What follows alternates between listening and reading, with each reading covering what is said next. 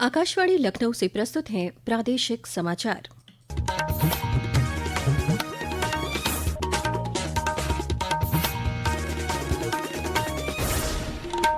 मुख्य समाचार। केंद्र सरकार ऑपरेशन सिंदूर के बाद पाकिस्तान प्रायोजित आतंकवाद के खिलाफ भारत का रुख प्रस्तुत करने के लिए प्रमुख साझेदार देशों में भेजेगी 7 बहुपक्षीय प्रतिनिधि मंडल। सशस्त्र बलों के सम्मान में प्रदेश के कई जनपदों में निकाली गई तिरंगा यात्राएं। केंद्रीय राज्य मंत्री पंकज चौधरी ने महाराजगंज में किया सेना के शौर्य को नमन।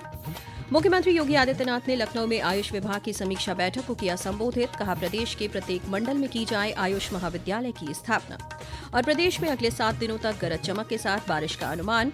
मुख्यमंत्री ने आपदा प्रभावित जनपदों में राहत कार्य तेज करने के दिए निर्देश। नमस्कार, प्रदेश के समाचारों के साथ मैं मोनिका चौहान और अब समाचार विस्तार से। केंद्र सरकार पाकिस्तान प्रायोजित आतंकवाद के खिलाफ भारत का दृष्टिकोण प्रस्तुत करने के उद्देश्य से 7 बहुदलीय प्रतिनिधिमंडल विभिन्न देशों में भेज रही है। ये प्रतिनिधिमंडल इस महीने के अंत में संयुक्त राष्ट्र सुरक्षा परिषद के सदस्यों समेत प्रमुख साझेदार देशों का दौरा करेंगे। इन प्रतिनिधिमंडलों में विभिन्न राजनीतिक दलों के सांसद, प्रमुख राजनीतिक व्यक्तित्व और प्रतिष्ठित राजनयिक शामिल होंगे। पेश है एक रिपोर्ट। इस बहुदलीय शिष्टमंडल का उद्देश्य भारत की राष्ट्रीय सहमति और आतंकवाद से लड़ने के प्रति स्पष्ट दृष्टिकोण को विश्व के सामने रखना है। वे दुनिया को भारत का सख्त संदेश देंगे कि भारत आतंकवाद के खिलाफ कतई बर्दाश्त न करने की नीति रखता है। इन 7 शिष्टमंडलों का नेतृत्व भारतीय जनता पार्टी के रविशंकर प्रसाद और बैजयंत पांडा, कांग्रेस के शशि थरूर, जनता दल यूनाइटेड के संजय कुमार झा, द्रविड़ मुन्नेत्र कजगम की कनिमोझी करुणानिधि, राष्ट्रवादी कांग्रेस पार्टी की सुप्रिया सुले और शिवसेना के श्रीकांत एकनाथ शिंदे करेंगे। इस बीच संसदीय कार्य मंत्री किरेन रिजिजू ने बहुदलीय शिष्टमंडल के बारे में कहा है कि ये भारत के साझा संदेश को लेकर चलेंगे, जिसमें आतंकवाद के खिलाफ कतई बर्दाश्त न करने की नीति का संदेश होगा। उन्होंने कहा कि ये राजनीतिक मतभेदों से परे राष्ट्रीय एकता का एक शक्तिशाली प्रतीक है। श्री रिजिजू ने कहा कि ऐसे क्षणों में सबसे ज्यादा मायने रखता है कि भारत एकजुट खड़ा होता है। वहीं कांग्रेस सांसद शशि थरूर ने 5 प्रमुख राजधानियों में बहुदलीय शिष्टमंडल का नेतृत्व करने के लिए केंद्र द्वारा आमंत्रित करने के लिए धन्यवाद दिया। उन्होंने कहा कि जब भी राष्ट्रीय हित की बात होगी और उनकी सेवाओं की आवश्यकता होगी, वे हमेशा उपलब्ध रहेंगे। अमन यादव, आकाशवाणी समाचार, दिल्ली। इसी बीच मीडिया से बातचीत में भाजपा सांसद रविशंकर प्रसाद ने कहा कि ये पहल प्रधानमंत्री नरेंद्र मोदी की दूरदर्शी सोच को दर्शाती है। उन्होंने कहा कि भारत का सामूहिक संकल्प दुनिया को आतंकवाद के खिलाफ एकजुट रहने के महत्व को रेखांकित करेगा। इसके साथ ही राष्ट्रवादी कांग्रेस पार्टी की सांसद सुप्रिया सुले ने जिम्मेदारी स्वीकार करते हुए प्रधानमंत्री नरेंद्र मोदी, संसदीय कार्य मंत्री किरेन रिजिजू और विदेश मंत्री डॉ सुब्रमण्यम जयशंकर का आभार व्यक्त किया। ऑपरेशन सिंदूर की सफलता के बाद सशस्त्र बलों के साहस और बलिदान का सम्मान करने के लिए देश के विभिन्न हिस्सों में तिरंगा यात्राएं आयोजित की जा रही हैं।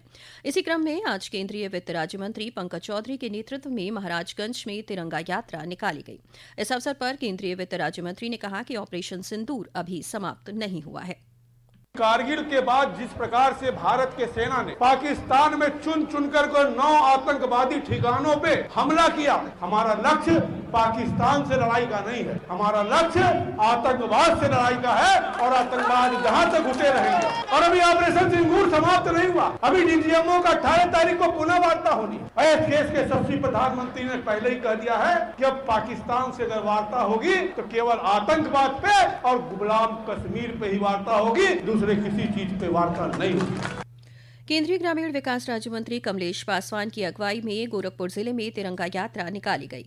कानपुर देहात, गौतम बुद्ध नगर, फिरोजाबाद में भी तिरंगा यात्राएं निकाली गईं। बागपत की तिरंगा यात्रा में प्रदेश सरकार के राज्य मंत्री केपी मलिक शामिल हुए। जो आज का उत्साह इस बात का सबूत है कि जो हमारे जवानों ने किया, जो हिंदुस्तान के हर एक नागरिक ने अपने सहयोग देने का काम किया, जो आदरणीय प्रधानमंत्री जी ने निर्णय लेने का काम किया, उसी की हौसला अफजाई के लिए सब मिलकर इस बात का सबूत है कि हर हमारा जवान आगे बढ़ता रहे, देश के प्रधानमंत्री आगे बढ़ते रहे और हम उन्हें वो ताकत देंगे जिसकी किसी ने कल्पना भी नहीं की होगी। ऑपरेशन सिंदूर की सफलता के बाद आकाशवाणी समाचार सशस्त्र बलों को श्रद्धांजलि देने के लिए एक विशेष श्रृंखला प्रस्तुत कर रहा है। आज हम परमवीर चक्र विजेता राइफलमैन संजय कुमार का स्मरण कर रहे हैं। उन्होंने कारगिल युद्ध में अनुकरणीय बहादुरी का परिचय दिया था। एक रिपोर्ट। हिमाचल प्रदेश के बिलासपुर जिले के निवासी राइफलमैन संजय कुमार 1996 में जम्मू और कश्मीर राइफल्स की 13वीं बटालियन में शामिल हुए। 4 जुलाई 1999 कारगिल युद्ध के दौरान राइफलमैन संजय कुमार मुश्को घाटी में .4875 के एरिया फ्लैट टॉप पर कब्जा करने वाले टीम के प्रमुख स्काउट थे। जब हमले के लिए टीम आगे बढ़ रही थी तो एक जगह से दुश्मन ने ऑटोमेटिक गन से जबरदस्त गोलीबारी शुरू कर दी और टुकड़ी का आगे बढ़ना कठिन हो गया। ऐसी स्थिति में गंभीरता को देखते हुए राइफलमैन संजय कुमार ने तय किया कि उस ठिकाने को अचानक हमला किया जाए। उन्होंने आमने सामने की मुठभेड़ में 3 पाकिस्तानियों को मार गिराया और दूसरे ठिकाने की ओर बढ़े। अचानक हुए हमले से दुश्मन बौखलाकर भाग खड़ा हुआ और इसी भगदड़ में दुश्मन अपनी यूनिवर्सल मशीन गन भी छोड़ गए। संजय कुमार उसी यूनिवर्सल मशीन गन से दुश्मन का ही सफाया शुरू कर दिया और फ्लैट टॉप क्षेत्र को दुश्मन के हाथों से छीन लिया। जख्मी होने के बावजूद राइफलमैन संजय कुमार दुश्मन से जूझते रहे और वीरता, साहस और असाधारण उच्च कोटि की कर्तव्य निष्ठा का परिचय दिया, जिसके लिए उन्हें परमवीर चक्र से सम्मानित किया गया। राष्ट्र उन्हें सलाम करता है। अनुपम मिश्र, आकाशवाणी समाचार, दिल्ली।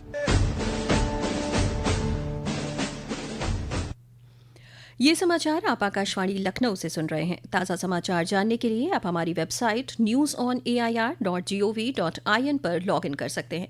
इसके साथ ही आप प्रादेशिक समाचारों का ये बुलेटिन हमारे YouTube channel news on AIR Lucknow पर भी सुन सकते हैं। मुख्यमंत्री योगी आदित्यनाथ ने आज लखनऊ में आयुष विभाग की उच्च स्तरीय समीक्षा बैठक की। बैठक में मुख्यमंत्री ने निर्देश दिया कि प्रदेश के प्रत्येक मंडल में एक इंटीग्रेटेड आयुष महाविद्यालय की स्थापना सुनिश्चित की जाए, जिसमें आयुर्वेद, यूनानी, होम्योपैथी समेत आयुष की सभी पद्धतियों को एक ही परिसर में उपलब्ध कराया जाए। पेश है एक रिपोर्ट। मुख्यमंत्री योगी आदित्यनाथ ने कहा कि प्रदेश सरकार आयुष चिकित्सा पद्धति को जन जन तक पहुंचाने के लिए मिशन मोड में कार्य कर रही है। उन्होंने निर्देश दिया कि सभी आयुष संस्थानों में नेचुरोपैथी और योग सेंटर की स्थापना अनिवार्य रूप से की जाए और सभी स्वीकृत शैक्षणिक व चिकित्सकीय पदों को 100% भरने की कार्यवाही समयबद्ध ढंग से पूरी की जाए। मुख्यमंत्री ने कहा कि प्रदेश के हर जनपद में हेल्थ एंड वेलनेस सेंटर प्रारंभ किए जाएं, जो सरकारी या PPP मोड में संचालित हो सकते हैं। मुख्यमंत्री ने राष्ट्रीय योग दिवस के सफल आयोजन के लिए अभी से तैयारियां शुरू करने के निर्देश दिए। उन्होंने कहा कि प्रदेश के सभी मंडलों, जनपदों, नगर निकायों, ग्राम पंचायतों और सरकारी विभागों में योग दिवस के कार्यक्रम आयोजित किए जाएं। आकाशवाणी समाचार कक्ष से राघवेंद्र त्रिपाठी।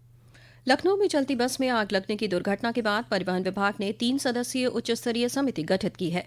परिवहन विभाग की ओर से एनीवेयर फिटनेस प्रणाली के तहत पिछले 1 वर्ष में जारी सभी फिटनेस प्रमाण पत्रों की जांच के लिए ये 3 सदस्यीय उच्च स्तरीय समिति गठित की गई है, जिसकी अध्यक्षता अपर परिवहन आयुक्त प्रवर्तन संजय सिंह कर रहे हैं। समिति 15 दिन के भीतर रिपोर्ट प्रस्तुत करेगी। उधर इस मामले में गोरखपुर के तत्कालीन संभागीय निरीक्षक RI राघव कुमार कुशवाहा को निलंबित कर दिया गया है। इस हादसे में 5 लोगों की मौत हो गई थी। प्रदेश सरकार ने राज्य में इको टूरिज्म और पर्यटन को बढ़ावा देने की दिशा में एक और बड़ा कदम उठाया है। कतरनिया घाट वन्यजीव अभ्यारण्य से दुधवा टाइगर रिजर्व तक रेल कनेक्टिविटी प्रदान करने वाली पर्यटक ट्रेन में विस्टाडोम कोच का संचालन शुरू कर दिया गया है। आज से दोबारा IPL की शुरुआत हो गई है। बेंगलुरु के M चिन्नास्वामी स्टेडियम में रॉयल चैलेंजर्स बेंगलुरु और कोलकाता नाइट राइडर्स के बीच मैच होने वाला है। 9 मई को भारत-पाक तनाव को देखते हुए लीग मैचों को स्थगित कर दिया गया था। प्रदेश के कई जनपदों में आज तेज आंधी के साथ बारिश हुई, जबकि कुछ इलाकों में भीषण गर्मी का भी प्रकोप जारी रहा। मौसम विभाग ने अगले 7 दिनों तक प्रदेश में गरज चमक के साथ बारिश का अनुमान जताया है, जबकि दक्षिणी इलाकों में लू चलने की संभावना है। मुख्यमंत्री योगी आदित्यनाथ ने आंधी, बारिश, ओलावृष्टि के दृष्टिगत प्रभावित जनपदों के अधिकारियों को पूरी तत्परता से राहत कार्य संचालित करने के निर्देश दिए हैं। मुख्यमंत्री ने प्रभावितों को राहत राशि का वितरण करने के निर्देश दिए हैं। उधर मुख्यमंत्री के निर्देश पर स्वास्थ्य विभाग ने आम जनता को तेज गर्मी और लू से बचाव के लिए गाइडलाइन जारी की है। इटावा और वाराणसी में इसके लिए विशेष तैयारियां की गई हैं। और अब अंत में मुख्य समाचार एक बार फिर। केंद्र सरकार ऑपरेशन सिंदूर के बाद पाकिस्तान प्रायोजित आतंकवाद के खिलाफ भारत का रुख प्रस्तुत करने के लिए प्रमुख साझेदार देशों में भेजेगी 7 बहुपक्षीय प्रतिनिधि मंडल। सशस्त्र बलों के सम्मान में प्रदेश के कई जनपदों में निकाली गई तिरंगा यात्राएं। केंद्रीय राज्य मंत्री पंकज चौधरी ने महाराजगंज में किया सेना के शौर्य को नमन। मुख्यमंत्री योगी आदित्यनाथ ने लखनऊ में आयुष विभाग की समीक्षा बैठक को किया संबोधित। कहा, प्रदेश के प्रत्येक मंडल में की जाए आयुष महाविद्यालय की स्थापना। और प्रदेश में अगले 7 दिनों तक गरज चमक के साथ बारिश का अनुमान। मुख्यमंत्री ने आपदा प्रभावित जनपदों में राहत कार्य तेज करने के दिए निर्देश। इसी के साथ प्रादेशिक समाचारों का ये बुलेटिन समाप्त हुआ। अगला बुलेटिन रात 8 बजे FM पर प्रसारित किया जाएगा।